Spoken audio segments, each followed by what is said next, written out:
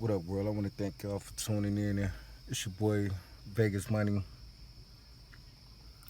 I just seen a video with my son and Akon. They both brought up some real good points. I kind of sided with my son more, cause based on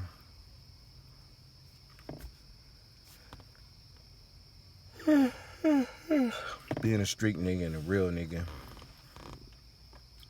I look at it like I'm a real man. I'm not a street nigga. I'm not a real nigga. I'm a real man, and being a real man is you accept your responsibilities.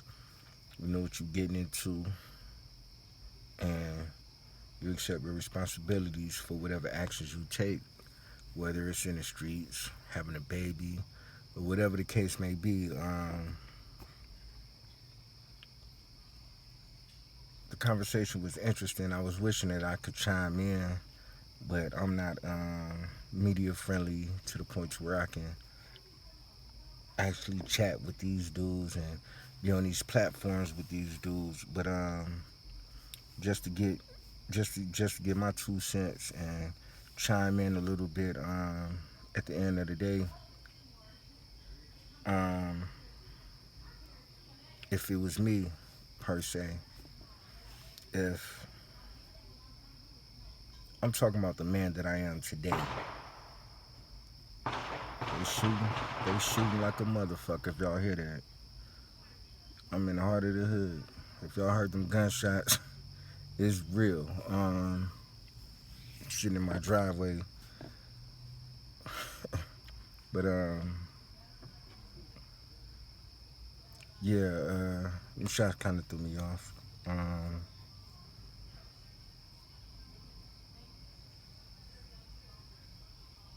Yeah, if it was me today and I'm building a team, the man that I am today, not the man that I used to be in the streets, the man that I am today, I can honestly say if I was building a team and I got a lot of dudes around me, for one, the man that I am today, I would not be claiming no gang. The man that I am today, I would not be throwing up no sets. The man that I am today, I would not be. And they shooting like a motherfucker around this bitch. I might need to turn this shit off and go my ass in the house. But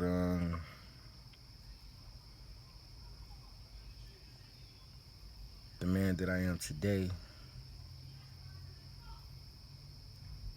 I would not be a part of any gangs or any sets or be a part of anything that would be destructive to my people.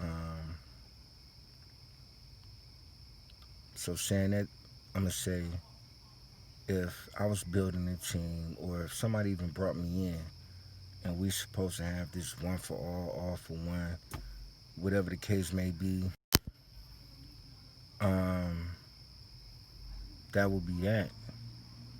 But I will not. I will not put my life in jeopardy or my family livelihood in jeopardy for some niggas that'll kidnap me, rob me, and try to kill me for the man that I am today. Don't get me wrong. The man that I am today, I still don't believe in calling the police. And if I see some guys standing in front of my house, or just like I just heard shooting, if y'all caught that in the background, y'all hear it, I'm not the neighbor that's gonna call the police. But if I see a woman getting beat down in the streets, I will say something. Or if I see some shit going on to the point to where I may have to call the police or the authorities or whatever the case may be, I will. The man that I am today. I don't necessarily have to take everything into action. By the man that I am today, for the last almost 15 years, I've been a law-abiding citizen. I've been a tax-paying citizen for the last 15 years, so I do not consider myself a real nigga. I don't consider myself no street nigga. I consider myself a man. With that being said, 15 years prior, I would understand all of this so-called street niggas.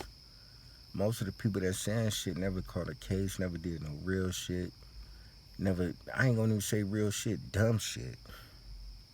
It's only real when you get caught. That shit only get real when you get caught. Other than that, it's dumb. 10 years prior, I would understand the so-called motherfuckers that are so-called, that's just so, just, it's like, I mean, at the end of the day, I think people would have a little more compassion and understanding with 6ix9ine if he didn't come out with the arrogance and promoting this rat shit and all of this extra shit that he's doing. A lot of people will probably have more compassion because at the end of the day, I knew what them niggas was doing. I knew exactly what them niggas was doing. You know what I'm saying? Them niggas was hyping him up, making him feel like he was a part of this blood shit. Really just had a whole nother agenda to get money up out of him and squeeze every single life out of him. And then once they got on, they was gonna show who was the real. See, but what y'all don't be understanding,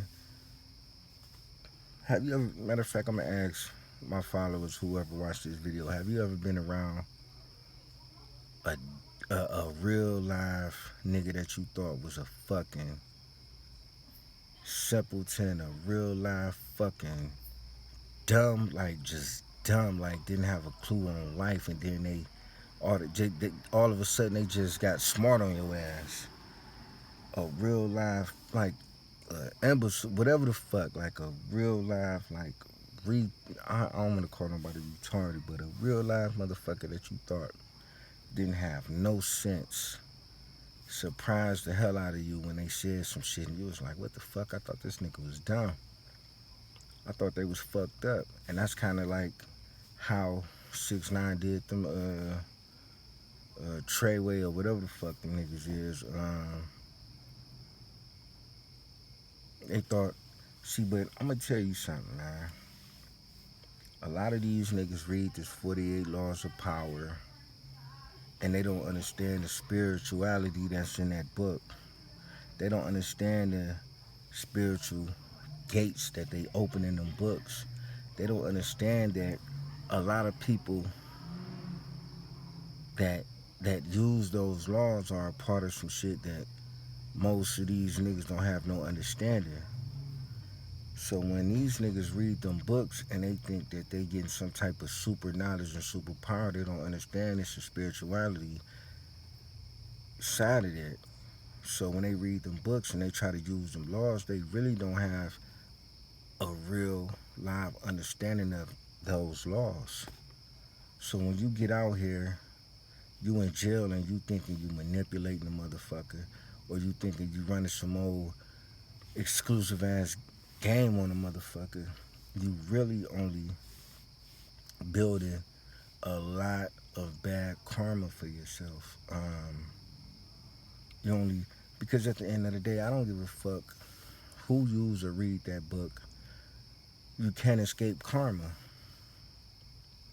You cannot escape karma. So a lot of these jail niggas, and I'm gonna say this too, before most niggas that I know that read that book from front to back and really studied, so-called studied that shit, been in and out of jail their whole motherfucking life.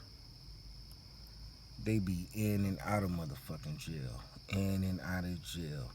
One thing that shit do not teach you is how to stay your stupid ass out of motherfucking prison. But you think you got some type of super knowledge or some super magnet. Man, the average person already manipulative. If you really like In these streets, you already got game. You already, if you really from the hood, you already got game. You already in these streets. You already can see things, and you already know when a motherfucker full of shit. I don't need nothing that's going to enhance my negative side. And that's what a lot of these niggas do, enhance those demons. They enhance those negative spirits, thinking that they're getting some type of superpower or some super knowledge, but they always end up getting killed, or they in and out of jail their whole life because they don't understand the spiritual gates that they opening. Um, and I'm only saying that to say a lot of those niggas that was running that same shit on 6ix9ine, karma came back to bite them in the ass. And that's just keeping it 100. Karma came back and bit him, and the same motherfucker that y'all thought was dumb Daniel got smart on y'all motherfucking asses. And do I condone snitching? No. Do I condone any of the things that he did or said? No. But when have you ever known a real live street nigga to take orders from a nigga like 6ix9ine? I don't give a fuck how much money you got. Real niggas ain't taking no orders from no 6ix9ine to go do what? Nigga, what? And I'm gonna ask New York, are them the niggas that y'all consider OGs? Is them the niggas that y'all call street niggas? Them the niggas that y'all call real niggas? Man, y'all got some motherfucking, man, what? Man, that's clown shit, man. And I'm just keeping it all the way 100. They was all clowns if you ask me. Not saying that they wouldn't shoot or rob, but that's clown shit, man. That's clown shit, man. Whenever you taking orders from any lane just because he got money, you's a clown. I don't give a fuck what shit you claim. If you taking orders from a lame duck, dumb Daniel, if you taking orders from a nigga like that just because he got money and you sitting around hoping that he bless you and all that old goofy ass shit, man, you's a clown. Like you don't have a family. Like just because this nigga got money, like I'm gonna put my life in jeopardy and my family livelihood in jeopardy for a clown. Shit, he got the same hair as a clown. That says it all.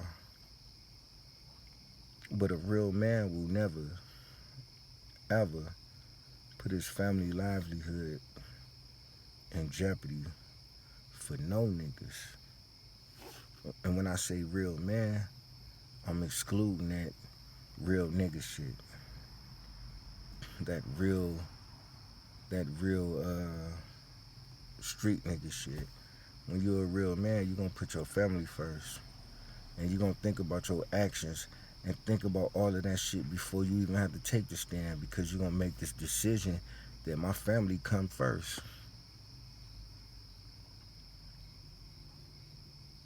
A nigga can't call me and wake me up out my sleep talking about these niggas just did this. Y'all better go handle that. You can't come over my house and come on, we about to go over here, and we ain't doing that no more. I'm a grown ass man. They got bills and got all kind of shit going on and trying to get my company off the ground. You think I'm gonna throw all that away for some shit that I don't have nothing to do with, for one. Two, you niggas probably high out of your mind and ain't thought shit through. So when we all wake up, we gonna wake up facing 40 years because we didn't think nothing through and on some dumb hot shit, man. That shit crazy, man, but I ain't gonna hold y'all. I just wanted to get my spiel on the whole 6ix9ine shit and the Akon and my sign. I believe they both brought up good points. But at the end of the day, we all gotta look ourselves in the mirror. And after you face yourself in the mirror, you gotta believe that you made the right decision. Do I believe 6ix9ine made the right decision? Fucking right. He made the right decision to tell on all them niggas. He did make the right decision to tell on all of them niggas. Cause at the end of the day, them niggas was not for that nigga for real. Them niggas did not have his best interests at heart. They all had a scheme, a plot, a agenda. They always had some underhanded shit going on. Um, was he using the niggas as pawns and puppets? Yeah. But what real nigga let a nigga like that use them like that? Um, Police riding through after the shots and shit. But yeah, ain't no real niggas letting them niggas use them as pawns like that.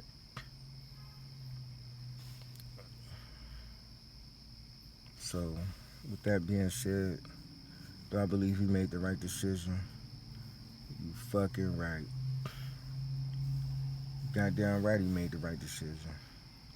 Do I believe he should have came out as arrogant and as boisterous about what he did? No. I think he should have fell back, made a few statements about how he felt, you know what I'm saying? Whatever the case may be. But them niggas ain't have his best interests at heart. From the gate, they always had a secret agenda. Them niggas always want a piece of the pie. They didn't go about it right. And a nigga like that was just wanting to be a part of some shit. The name of they shit could have been a Rainbow Gang. He would have been a part of that, rapping it the same way. They could have been on some positive shit. He'd have been doing the same shit. A kid like that just want to be a part of something. And just so happenly, he was around some gang members. Cali set. That's something that I still don't understand. I ain't gonna say a Cali set because it's different sets, but some Cali bread shit, which I still don't understand. I don't give a fuck if the shit started in Rikers Island, Staten Island, Long Island. I don't give a fuck where it started and how it started. This shit come from Cali, man. I don't give a fuck if you was being oppressed. Y'all could have stayed with the motherfucking Megatrons, whatever the fuck gangs y'all had in New York. The, whatever the fuck, D-Seps and all of whatever the fuck gangs y'all had. Y'all could have made that this shit in New York. Y'all could have made some homegrown shit from New York, and that would have been New York. New York niggas be slick trying to take shit from somewhere else and make it seem like they be lightweight trying to strong arm some shit, but it lightweight come off so corny and unauthentic that niggas can see through it. Like, it don't even, the feel don't feel the same. The way you niggas talk, dress, walk, don't even feel the same. Like, that's not New York to niggas that's been on the outside looking in or been around real official New York niggas. Most real official New York niggas don't even condone that shit. Or if they do, they just let it. And that's another thing. When 6ix9ine was on his rants and on all the fuck shit he was on, a lot of these New Yorks, I give it to Fat Joe. Fat Joe was a real OG in that situation. Lord Jamar was a real OG in that situation. Everybody else really just sat back and watched this nigga watch the whole fucking movie. Like, but if it would have been, say 6ix9ine would have been from the Midwest or the South, or been from anywhere else in the fucking world, New York would have got rid of that nigga the same way they got rid of Trinidad James, the same way they got rid of a few other niggas. They would have been on his helmet. You know what I'm saying? They would have been, it'd have been crazy. It'd have been crazy. But by that nigga repping New York, they didn't say nothing. Not saying nothing is almost like telling a lie.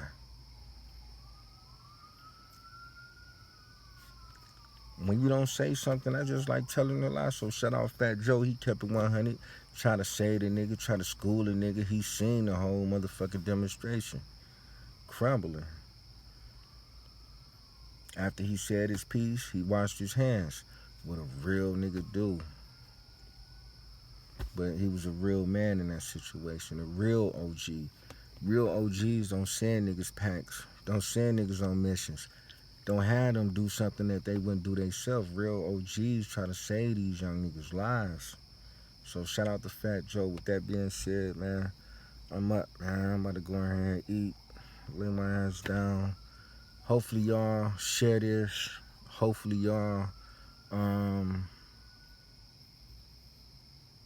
subscribe. I'm just trying to get to 1,000 subscribers so I can go live. I miss going live with my YouTube family. Subscribe to the channel Vegas Money. I'm up. Wow.